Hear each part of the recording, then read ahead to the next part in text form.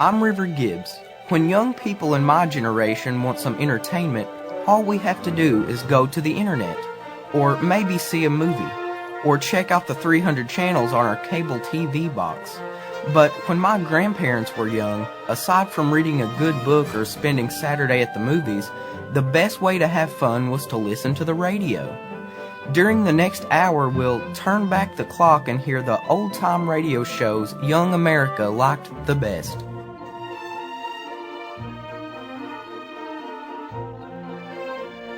The Lone Ranger ran for nearly 3,000 episodes on radio, from the early 1930s into the 1950s. Its theme, the William Tell Overture, is now forever linked with the tales of the Old West. The entire run of the series was produced in the studios of station WXYZ in Detroit. Two other classic shows also came from that station, The Green Hornet and The Challenge of the Yukon. The first Lone Ranger episodes were aired in 1933. There were several actors who played the masked man over the years, but possibly the best remembered is Brace Beemer, who was the Ranger for 13 years. After the death, in a car wreck, of actor Earl Gracer, Beemer did some of the best Ranger shows, working with golden-voiced announcer Fred Foy, who joined the show after the Second World War. Now, two episodes from an early era, with Beemer as the much more youthful-sounding narrator. Now, the first of our two Lone Ranger episodes.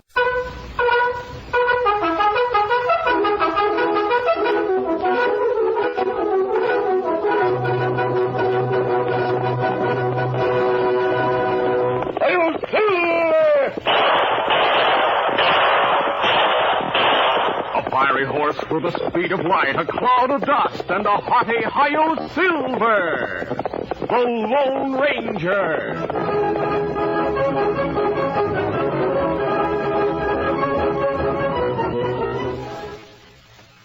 General Mills, makers of Cheerios, the ready-to-eat oat cereal that gives you go power, and Wheaties, the breakfast of champions, present by special recording, The Lone Ranger. When boys line up to run a race, Galloping Gordon sets the pace. He comes in first because he knows he's got go power from Cheerios. Yes, he's got go power. There he goes. He's feeling his Cheerios, Cheerios, Cheerios. And so will you, once you're eating Cheerios every breakfast. You'll say that Cheerios taste simply wonderful, too. They're already cooked, shaped like little round O's, and just full of good toasted oat flavor. Pour out a big bowlful, add fresh milk, and pitch in. You can almost feel the go power. For a Cheerios breakfast is one of the finest ways you can get the vitamins, proteins, and minerals your body needs. A bowl of Cheerios and milk really starts your day right. Helps give you the good red blood, strong bones and muscles. Go power, you'll get it from Cheerios. Try it, and folks will say, he's feeling his Cheerios.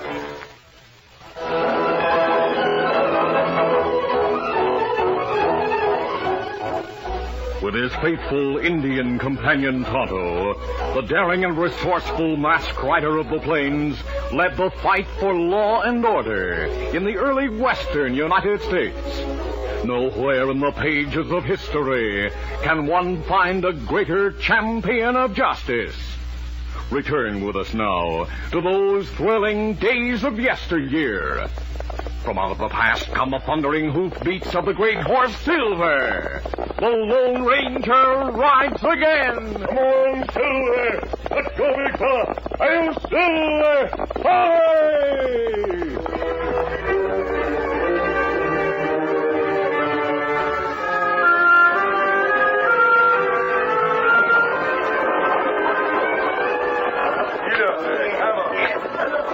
After many dreary and disheartening weeks of hardship and danger, pioneers in covered wagons moved across the western part of Utah.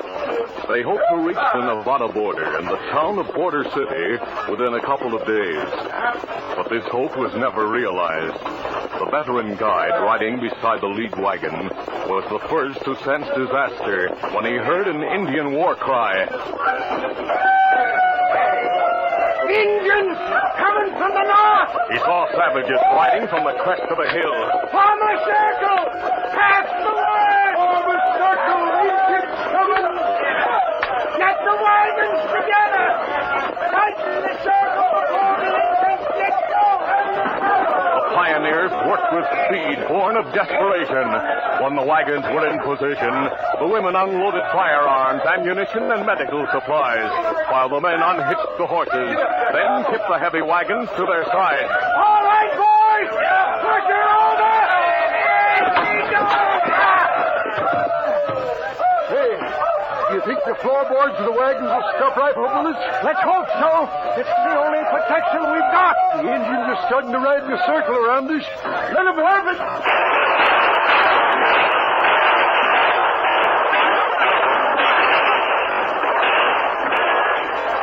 Pioneers fought bravely, but their supply of ammunition was limited. Against the overwhelming odds, defeat was inevitable. Before dark, the fight was over. The pioneers massacred and the wagons burned.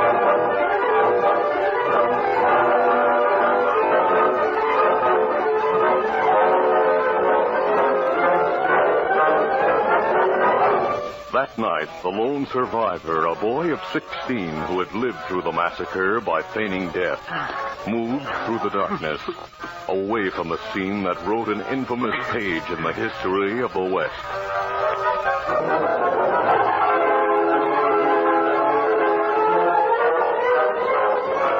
The following morning, the Lone Ranger and Tonto, riding across the plains, saw the remains of burned wagons and grim evidence of a heroic struggle. Easy, Scout, easy. The work of Apaches.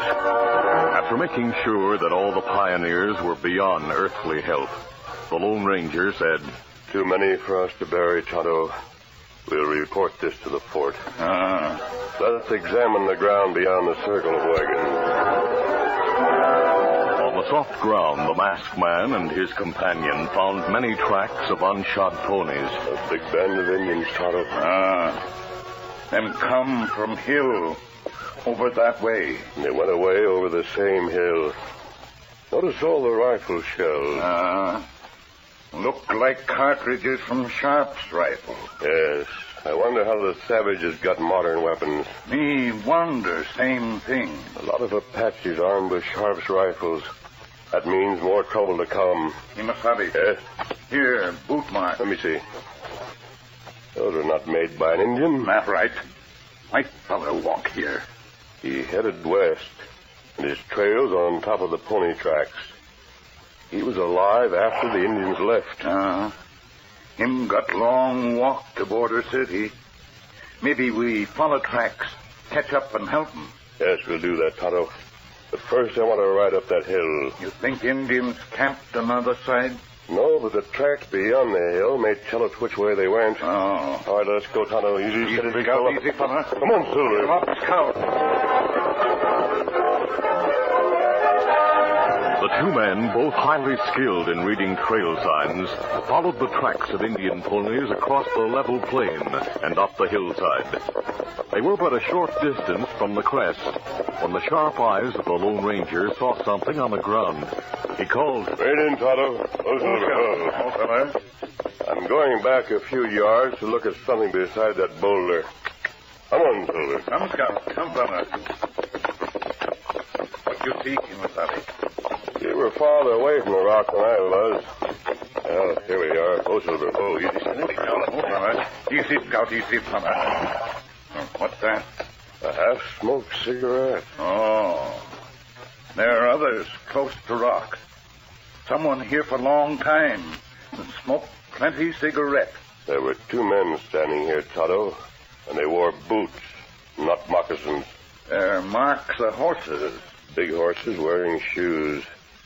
Two men stood behind and beside this rock and watched the attack on the wagon train. Me wonder who men are. Something to find out. If they were... Oh. Have you found something? Maybe this help. A small velvet tassel. Me see tassel like this on plenty fancy hat in Mexico. That's right. This might have come from a Mexican hat. Let's take it with us. Kimasabi, me hear hoofbeats. Horses coming from the other side of the hill. Putting into his pocket the red velvet tassel that had probably been one of many that dangled from the wide brim of a fancy sombrero, the Lone Ranger looked toward the crest of the hill. 6 troopers rolled into view from the far side. A lieutenant, a sergeant, and 4 privates. Well, them see us. We stay here? Yes, they may know something about the Apaches. Stay where you are!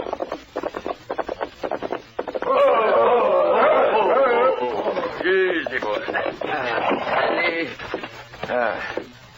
Master. Sergeant, keep these 2 covered. Lieutenant, there's been a massacre. That's why we're here. The scout brought word to the camp a couple of hours ago. Colonel Hodge detailed... Colonel Hodge, is he your commanding officer? Yes. He came to investigate. After the massacre, the Indians rode over this hill. You may have seen their tracks. The ground north of the hill is hard lava. Tracks don't show. Please tell the colonel... I'm instructed to bring in anyone who looks suspicious. That mask qualifies you as a suspicious character. Well, I'd like to speak to Colonel Hodge. I intend to take you to him.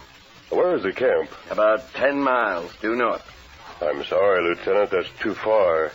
We can't take the time to go there now. You can't take the time. No, we want to follow the trail of one man who survived the massacre.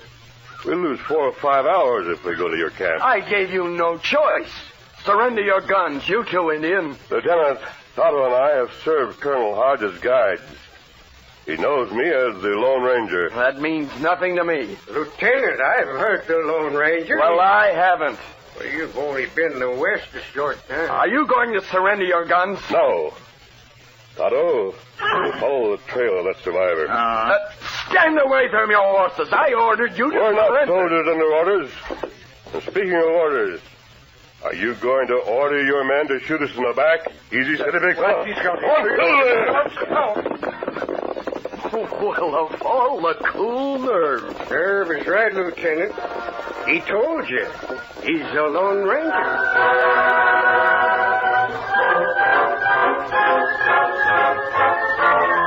The Lone Ranger and Tonto rode hard to the foot of the hill.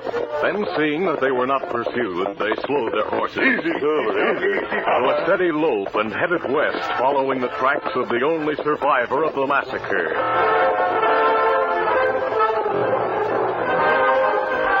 Meanwhile, in rugged hills north of the trail to Border City and west of the cavalry camp, a meeting took place in the hideaway stronghold of Chief Red Wolf and his band of savage Apaches. 2 white men, named Tarmac and Chase, sat on the ground with Red Wolf. Hugh Chase, wearing expensive clothes, toyed with his hat, a fancy Mexican sombrero trimmed with red velvet tassels, while Tarmac counted money. $1,600. Red Wolf, you sure this is all the cash you found on the pioneers? Me sure. Hold on, Red Wolf. You got the horses, firearms, and everything else the pioneers had. You're to give us all the cash. That was the agreement. Don't try to hold out on us. You're not like agreement. We end agreement. No, Red Wolf. No. We got a good setup. Dude and I find out about the wagon train. You make the attack. When next wagon train come west? We don't know yet. Maybe we'll hear about one while we're in Border City tonight. What are you looking for, dude? I lost one of the tassels from my hair. Thought I might be around here on the ground. And here's half of your cash. Thanks. Buy yourself a set and get rid of that crazy-looking sombrero. I like this sombrero. I paid plenty for it. Well, we better get going. You'll be hearing from us, Red Wolf. Steady, boy. You ready, dude? Yeah, let's go. Easy. Get up there. Come here.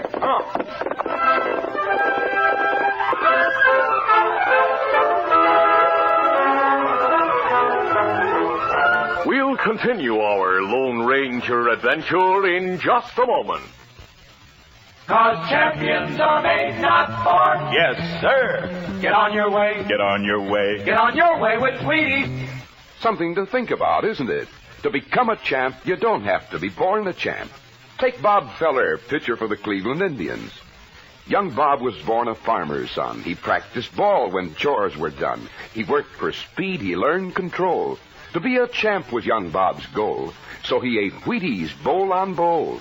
Bob's been a champ for many years. It's Wheaties Flakes that he still cheers. Bob Feller ate Wheaties as a kid, still eats them now, 23 years later. You can't beat 'em. There's a whole kernel of wheat in every Wheaties Flake. Okay, Bob, wind her up. Hey, hey, hey! He's on his way, he's on his way, Get on your way with Wheaties. 'Cause champions are made, not born. Yes, sir. Get on your way. Get on your way. Get on your way with Wheaties. Breakfast of champions.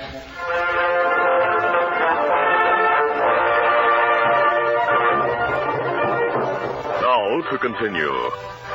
The Lone Ranger and Tonto, following the clearly defined boot marks, held Scout and Silver to a steady pace. By late afternoon, they were within a few miles of Border City when they saw a figure lying on the ground beside the trail. He's the man we've been following. Whoa, Silver, whoa. Easy, steady, fella. To their surprise, the Lone Ranger and Tonto found the boy unhurt but sleeping from sheer exhaustion. Good food and the Lone Ranger's understanding and sympathetic manner soon won the confidence of the boy, who gave his name as Billy Milton. He fought back tears as he told of the massacre and his parents who had been killed. The Lone Ranger said, Billy, we're going to take you to the home of a lady who lives at the edge of Border City. Her husband and son were killed by Indians several years ago. Her name is Mrs. Kimberly. We'll start as soon as we put away the cooking gear. Tarmac and Hugh Chase reached Border City soon after dark and went directly to the cafe. Seated at a table, they watched for men with news of wagon trains. Presently, a man rushed through the battling doors and shouted, Hey, kids! Dude, he looks familiar. Listen, kids, I've got news. He's the plainsman who brought wood of the wagon train the last time we were here. Let's hear what Joe has to say. Quiet down. Sure cashed in on that information. I told you about a wagon train heading this way. That was a couple of days ago. I thought it'd be here by this time. Yesterday it was attacked by Indians. What's that? By Indians? The only survivor is a 16-year-old boy. What's his name? Just see him? Where is he? Did you hurt? Now, give me a chance. I'll tell you all I know. I was calling on Wood at Kimberly when a masked man and an Indian arrived with the boy. Masked man? Mrs. Kimberly knew the masked man. He helped fight the Redskins that killed her son and husband. She told me he's the Lone Ranger. I'm telling true facts. The Lone Ranger and Tonto are at the Wheater's house right now. Dude, come outside.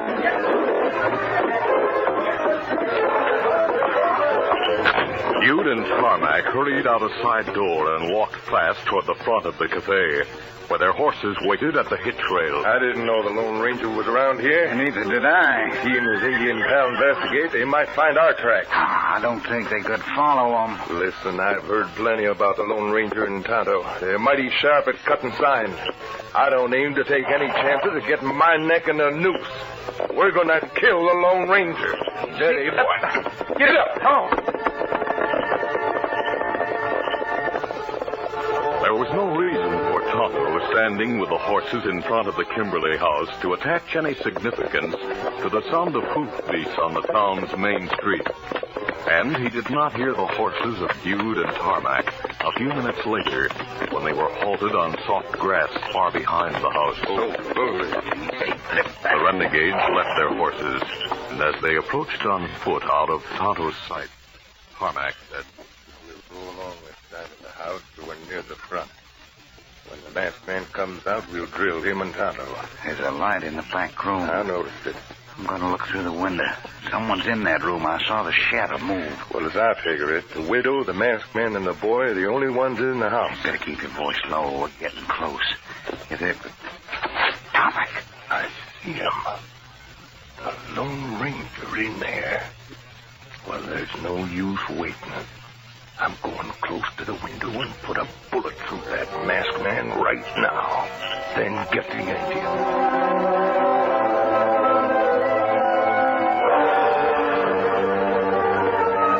Fully unaware of the threat of death, the Lone Ranger stood beside Billy in a small, neat bedroom and smiled at the boy's wide-eyed admiration.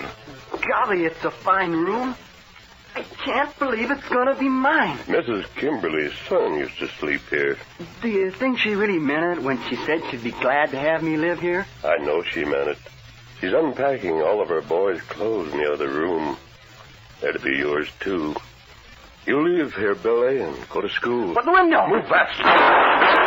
The masked man drew and fired with lightning speed as he shoved Billy to one side. Tell Mrs. Kimberly to stay where she is and not to worry. Yes, sir. The fast move and quick shot threw off Bude's aim. The Lone Ranger saw two men running away from the house and toward two horses. He opened the window.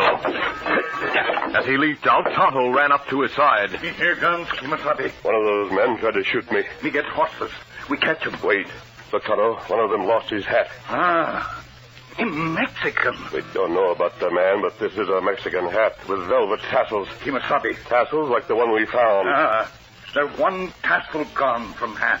Those must be the men who watched the massacre. That's right. Come on, we'll get Scout and Silver. As the Lone Ranger and Tonto reached their horses in front of the house, a crowd of townsmen who had heard the shooting approached. What's the gunplay? We heard shots. What's going on here? Guard the people in that house. Easy, steady, big fella. Easy, fella. I'll explain later. Come on, Silver.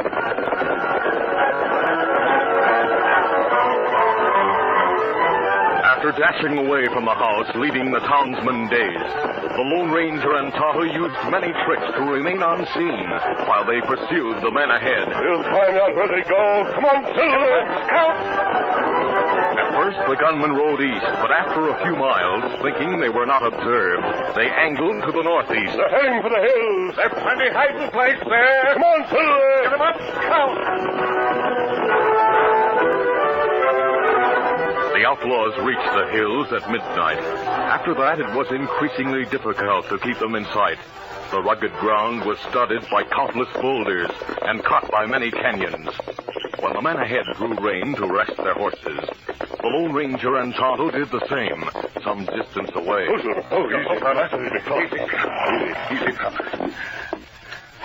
Me wonder how far them go. Tonto, those men undoubtedly led the Indian attack. They may be going to join their Apache friends. If we follow them, we meet over 100 men. We'll need lots of help.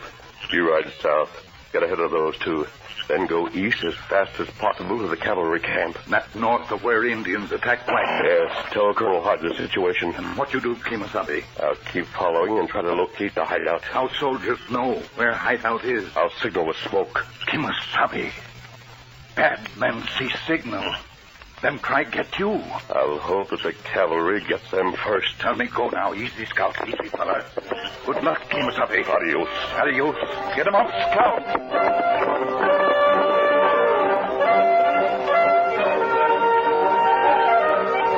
Through the remaining hours of night, Bude and Carmack rode slowly, so their horses might avoid a misstep on the dangerous ground. At dawn, they reached their destination, the camp of the Indian renegades. Chief Red Wolf listened to their story, nodding soberly from time to time. Carmack finished by saying, We gotta kill that masked man in Tonto, and we'll need your help. Me hear plenty about masked man. Me glad to see him dead. And you'll help us, huh? Well, how about it, Red Wolf? Wait, What do you see? look there. Top of mountain. Smoke. What's that mean? Someone there make fire. Hey, this hideout of yours can be seen from that peak. That's right. Fire's giving out an awful lot of smoke. That signal. Hey! We go there! The shouted commands of Red Wolf stirred the savages to action. In a matter of minutes, they were armed and mounted, ready to ride. Come on, Carmack. We gotta go with them.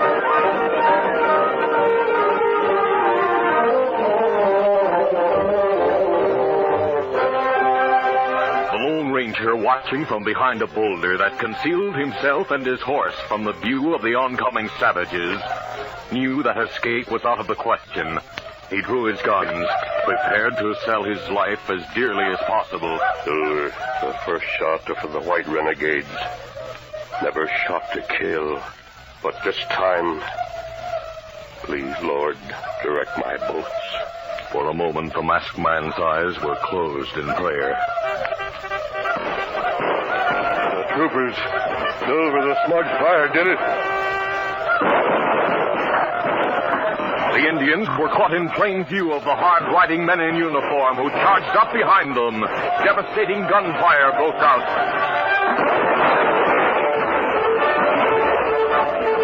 The masked man mounted Silver and joined the fight. Soon many savages were killed. The rest, including Red Wolf, threw down their guns. Hughes and Carmack also surrendered.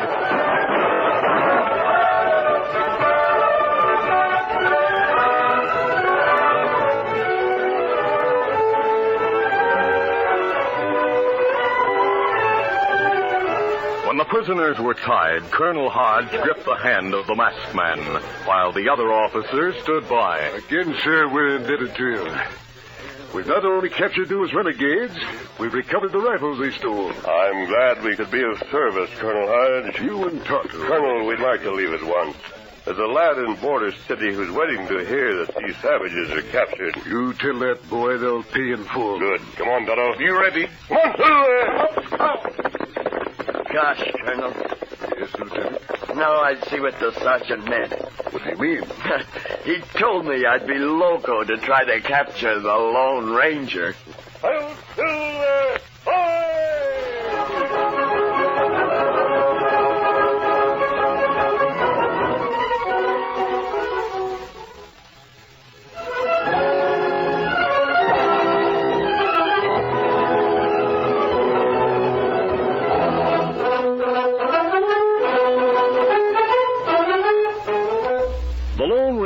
A copyrighted feature of the Lone Ranger Incorporated is produced by Pendle Campbell Muir Incorporated.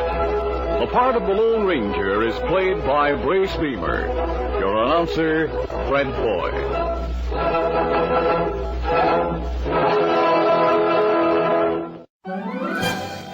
Welcome back. I'm River Gibbs. This time around on the old-time radio shows Young America liked the best, we are spending 2.5 hours with the long-running radio series The Lone Ranger. Now our second installment.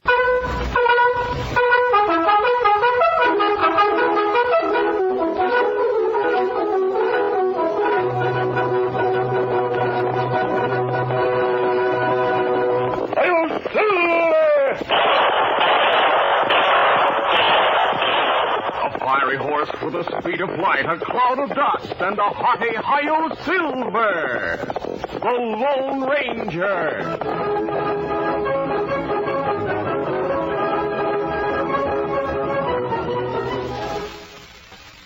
General Mills, makers of Cheerios, the ready-to-eat oat cereal that gives you go power, and Wheaties, the breakfast of champions.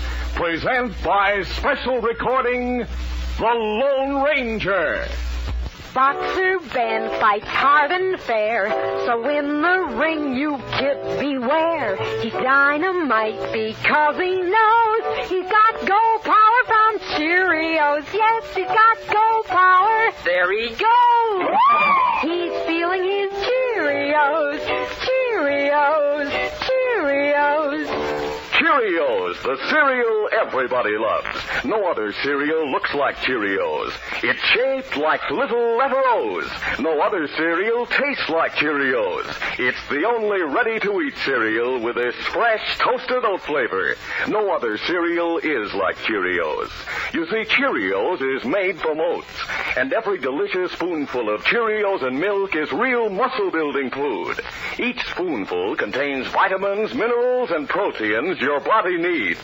Yes, the good things in a Cheerios breakfast do good things for your body. Help you have healthy nerves, good red blood, strong bones and muscles. Have Cheerios every morning.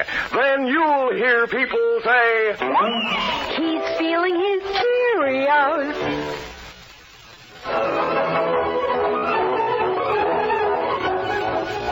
With With his faithful Indian companion Tonto, the daring and resourceful masked rider of the plains led the fight for law and order in the early western United States. Nowhere in the pages of history can one find a greater champion of justice. Return with us now to those thrilling days of yesteryear. From out of the past come the thundering hoofbeats of the great horse Silver. The Lone Ranger rides again. Come on, Silver. Let's go, big fella. I'm Silver. Hooray!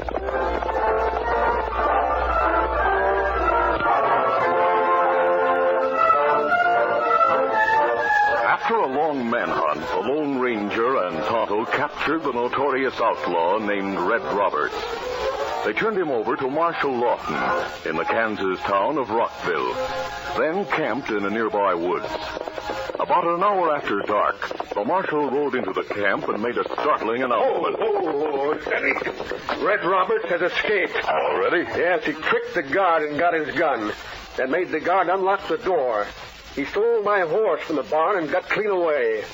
I had to borrow a horse to come here. Untie our horses, Tonto. You do it. There's a standing reward of $500 for the capture of an escaped prisoner. We're not interested in cash rewards, Marshal. I know that. Roberts is tough.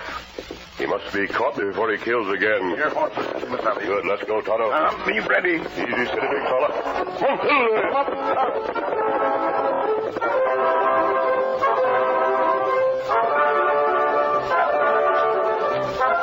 From the marshal's barn, the Lone Ranger and Tonto followed the outlaw's trail. It was late afternoon of the second day on the trail when the masked man signaled a halt at the remains of a campfire. Down. Easy, steady, big fella. Yeah, let me see. Tonto, these ashes are still warm. Roberts can't be far ahead. Easy, steady, big fella.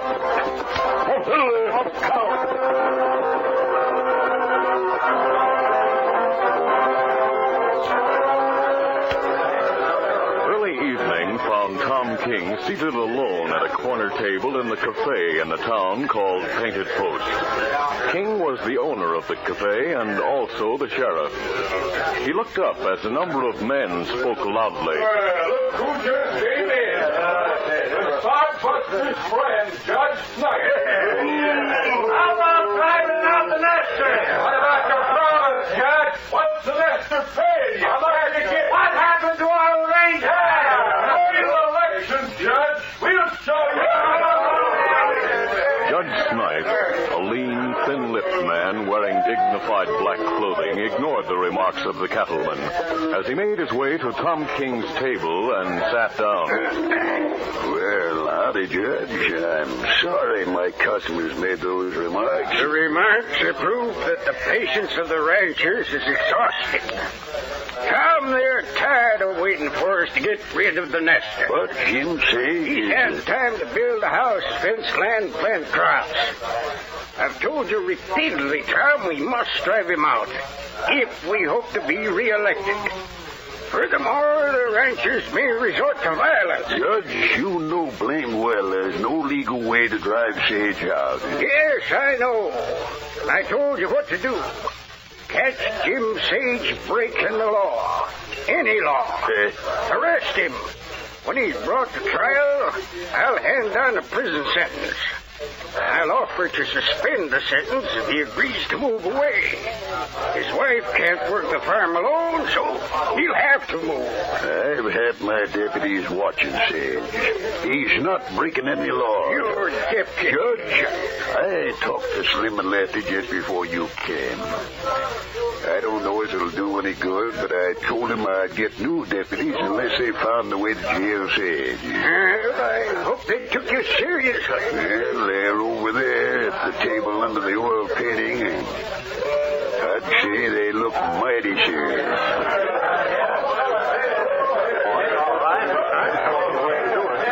I tell you, Slim, it made me sore when Tom King threatened to fire us. Yeah, so help, Lefty. Well, Sage doesn't break the law, so how can we catch him? It's like pouring a drink from an empty bottle. Tom King expects the impossible. He's worried, Lefty. He knows he'll be licked at the next election if the master's still here. That'd hurt. Tom thinks more of his sheriff's badge than he does his cafe. Hey, Slim. Look who just came in. Who? Red Roberts. He's standing beside the door.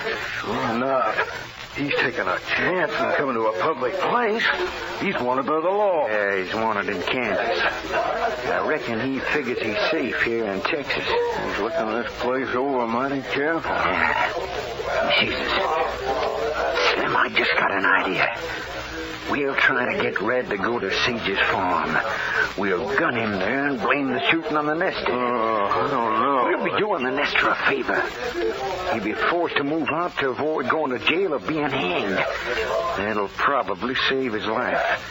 He might be killed by cattlemen if he stays here, so...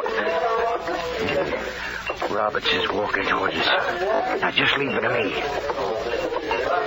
Evening, mister. Mind if I sit at your table? Oh, make yourself at home. I didn't expect to find you two here.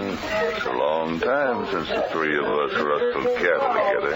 Lots has happened since then, Red. Yeah. Now you tin horns is wearing deputy badges. Yeah, we get tired of dodging the law. After we split with you, we come here and went straight. You should have done the same instead of turning lone wolf killer. If you're aiming to turn me... Of course not, Red. We're old pals. I'm only staying long enough to get a supply of grub. Oh, yeah. Need grub, huh? Yeah. Enough to last for a week or so. I got to keep traveling. Oh, that's bad. Why? The sheriff owns this place, and he's a shrewd hombre. You try to buy grub to take away, and he might suspect you running from the law and ask questions. Oh. Is there a store in town? Cafe's the only place selling food. Well, I gotta stick up a ranch house. Now, wait. Wait, I've got an idea. You contact Jim Sage. Who's he? That's the name he goes by, but you recognize him as one of your old sidekicks. He has a farm a couple of miles from here. He'd be glad to help you. You go look through the window of his farmhouse. You'll recognize him. I'll tell you how to reach him.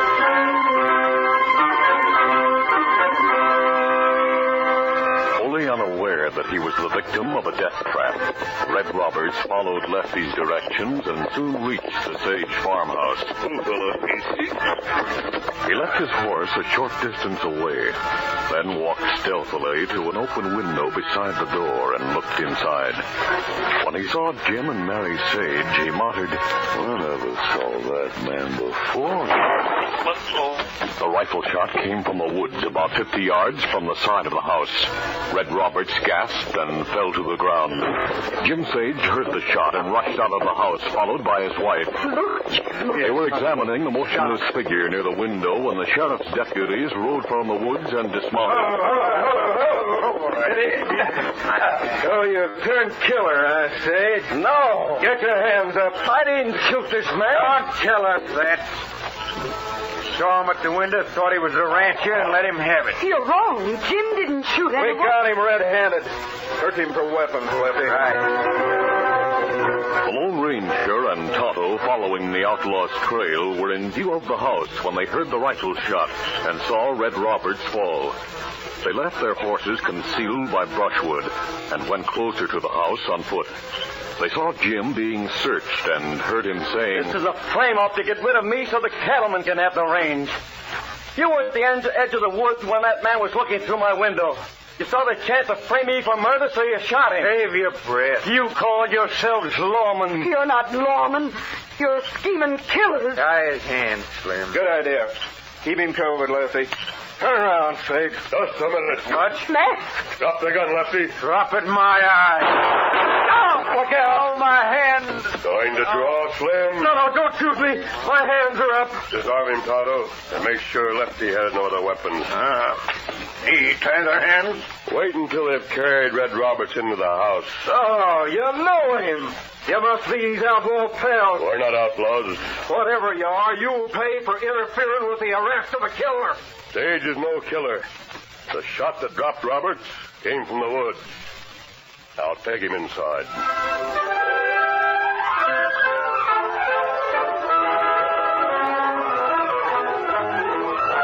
We'll continue our Lone Ranger adventure in just a moment. 'Cause champions are made, not born. Yes, sir. Get on your way. Get on your way. Get on your way with Wheaties. Champions are made, not born. We wouldn't want it any other way, would we? Take the story of Yogi Berra, great catcher for the New York Yankees. When Yogi was just a lad of 10, he practiced baseball even then. He learned hitting, catching, too. And this should be a cue to you. He ate Wheaties like champions do. Yogi now sparks that Yankee team. Still eats Wheaties for extra steam. Yep, Yogi Berra's been a friend of Wheaties for 19 years. Practically raised on him. He knows there's a whole kernel of wheat in every Wheaties plate. Come on, Yogi, suck that ball. He's on his way, on his way. He's on his way, on his way. Get on your way with Wheaties. 'Cause champions are made, not born. Yes, sir. Get on your way. Get on your way. Get on your way with Wheaties. Breakfast of champions.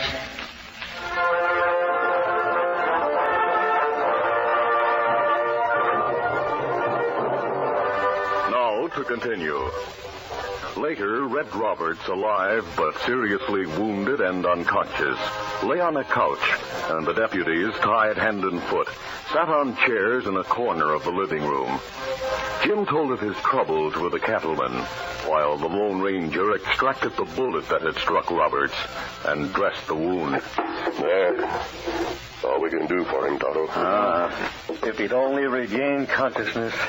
He'd tell you I didn't shoot him. I believe you, Sage. Me go get scouts, Silver? Yes, turn them and the horses of the deputies into the corral. What about Robert's horse? I want Jim to ride that horse to a certain lawman. You mean the sheriff in Painted Post? No, I mean the marshal in Rockville. Rockville? Well, that's in Kansas. Take the horse to Marshal Lawton and tell him the man who stole it from him is here in your house.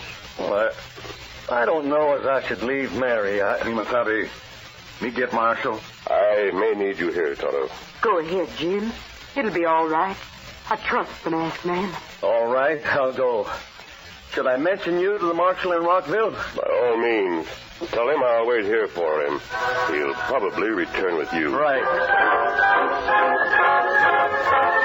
After Jim Sage left, the Lone Ranger and Tonto divided their attention between guarding the captured deputies and caring for the wounded outlaw. The vigil continued throughout the night and the following day. After supper, Mary said, Tonto said it took you 2 days to get here from Rockville. We came in a roundabout way, Mary. Jim and the marshal should be here tonight. But Jim won't have a horse. He rode the marshal. The marshal will borrow one for him. Don't worry.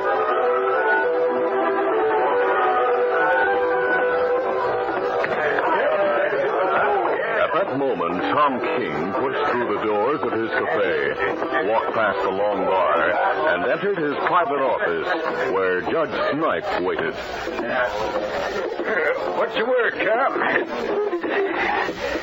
I can't find anyone who's seen the deputy since last night. See some excitement in the cafe. I'll see what's going on.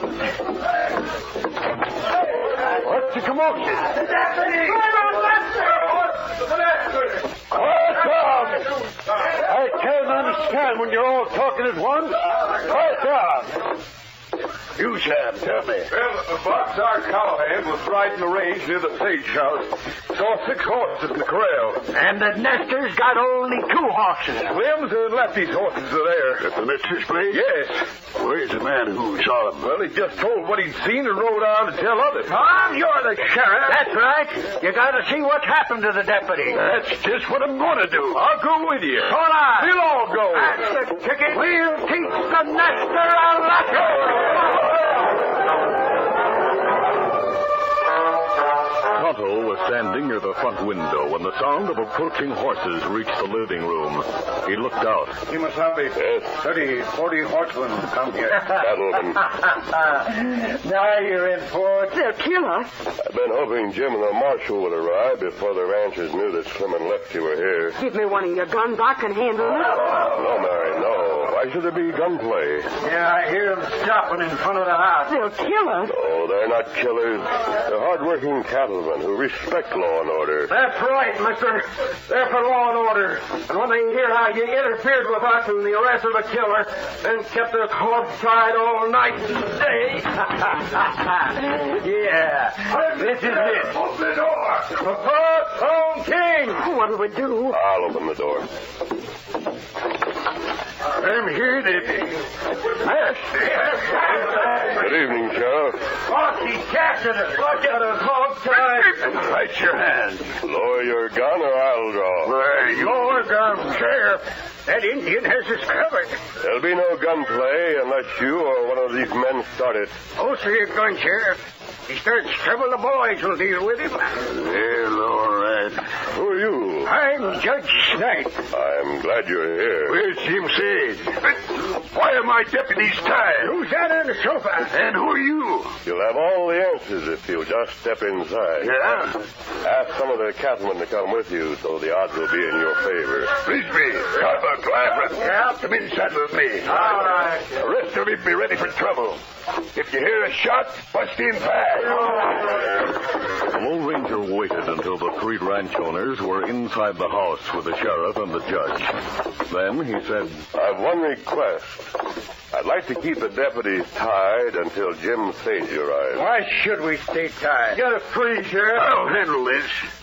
Where is Sage? He went to Rockville. I expect him back soon. The masked man sent him to get the marshal. Marshal Lawton? Yes. He's a plain good lawman. What about that man on the sofa? He's critically wounded. He may die. Jim Sage shot him. He did not. Don't argue with him, Mary. Go ahead, Lefty. Tell your story. Yeah, you bet I will. Slim and I just happened to be riding through the woods. Lefty lied smoothly, and each statement was confirmed by Slim. During the supposedly eyewitness account of the shooting, Tonto kept close to Red Roberts, and the Lone Ranger stood near the front of the room, looking through the window. Oh, that's what happened. That's right. I reckon Mrs. Sage and the masked man will tell a lot of lies. We gave you the true facts. How is the wounded man? Him dead. Him die when Lefty talk. Then there'll be a murder charge. Jim didn't do it. Go ahead, masked man. Tell your lying story. I've nothing to add to what you said, Lefty. Then you admit Jim killed that man? You know better. Look, Jim and the marshal are here. Here? Yes, the marshal is shaking hands with some of the men outside. Yeah, let me speak to him. Hey, Marshal, bring Sage in here. I'm arresting him for murder. A few minutes later, after Jim and Marshal Lawton joined those in the crowded living room, the marshal lifted the blanket that had been drawn over the face of the dead man and said, Red Roberts. Who shot him? I told you, Marshal. It was Jim Sage. That's a lie. Well, whoever shot him is in line for a reward. Reward? That's right. This crook was in jail awaiting trial for murder, but he escaped. How about that, Lefty? Unless you change your story, Jim Sage will get the reward. I'm not entitled to any reward. I didn't shoot that man. The shot that killed him came from the woods. The deputies were there? Yes. Well, we may as well admit it. You what? We knew you cattlemen wanted the nester out of here, and we knew Roberts was an outlaw killer. So when we shot him, we threw a scare into Sage. Made him think he'd hang for the shooting. We figured he'd clear out rather than face trial with a jury of cattlemen. Why? Because he think cattlemen couldn't hand down an honest verdict? Did you know about this, Sheriff? Why, no, I know you shot the outlaw from ambush in the woods. Yeah, You ornery, low-down polecat. We knew you ranchers wanted to be rid of Sage. We'd rather have nesters on the range than scheming skunks wearing lawman badges. Sure. Now, see here, Sage. You blame near got a mighty raw deal. We're sorry we elected the wrong kind of sheriff. I didn't know what the deputies were doing. You got till election, King, to change your breed of deputy. Lefty, you're fired. So you, Slim. Suits me. For the reward coming, I don't need a job. Marshal, are men who are wanted by the law eligible for the reward? The Rockville officials will have to decide that, but I doubt it. Why do you ask? These deputies traveled with Red Roberts in Kansas before they came to Texas. What? They're wanted for rustling. Cattle thieves. The worst kind of crooks. So that's what we had for lawmen. They ought to hang. And you, Sheriff, I fired them. I didn't know they were crooks. You should have checked on them before you hired them. What kind of a sheriff are you, King? Hiring crooks as lawmen. And trying to frame an innocent farmer for murder. You think cattlemen would stand for such doings? Yes, I told you. I didn't know they were framing Jim Sage. Give me a chance to We'll explain. see how you do between now and election. Marshal, you think the masked man's right about Slim and Lefty being wanted in Kansas? Yes, and I'm taking them back to Rockville with me. What are you ranchers going to do about Jim Sage? Well, he's a nester. Oh, what of it? He's a man and a citizen. He has the same right as you to live and work on his own property. But if he stays, other nesters will come here and fence land for farming. You can't stop migration to the west. We'll continue our Lone Ranger adventure in just a moment. 'Cause champions are made, not born. Yes, sir. Get on your way. Get on your way. Get on your way with Wheaties. Champions are made, not born. We wouldn't want it any other way, would we? Take the story of Yogi Berra, great catcher for the New York Yankees. When Yogi was just a lad of 10, he practiced baseball even then. He learned hitting, catching, too. And this should be a cue to you. He ate Wheaties like champions do. Yogi now sparks that Yankee team. Still eats Wheaties for extra steam. Yep, Yogi Berra's been a friend of Wheaties for 19 years. Practically raised on them. He knows there's a whole kernel of wheat in every Wheaties plate. Come on, Yogi, suck that ball. He's on his way, on his way. He's on his way, on his way. Get on your way with Wheaties. 'Cause champions are made, not born. Yes, sir. Get on your way. Get on your way. Get on your way with Wheaties. Breakfast of champions.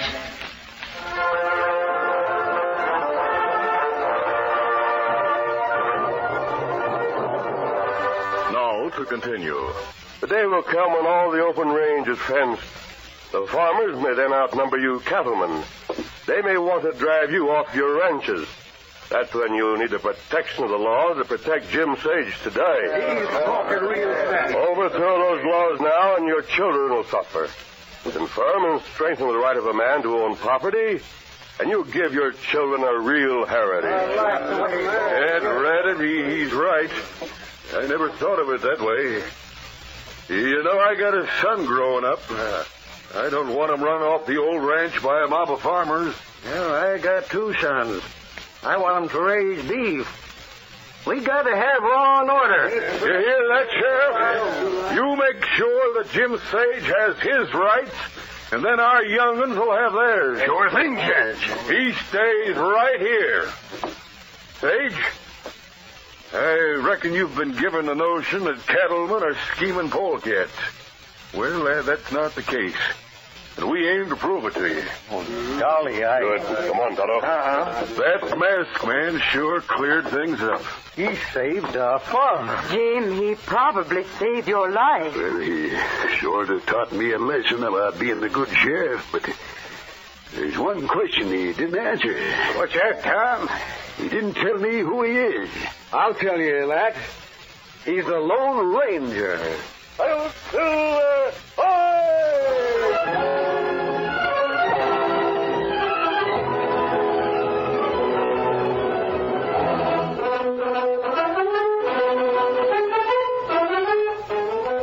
The Lone Ranger, a copyrighted feature of the Lone Ranger Incorporated, is produced by Pendle Campbell Muir Incorporated.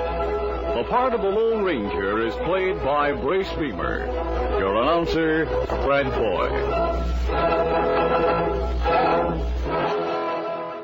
Well, that's it. Another episode of the radio shows young Americans love the best. I'm River Gibbs, inviting you to join me next time, right here.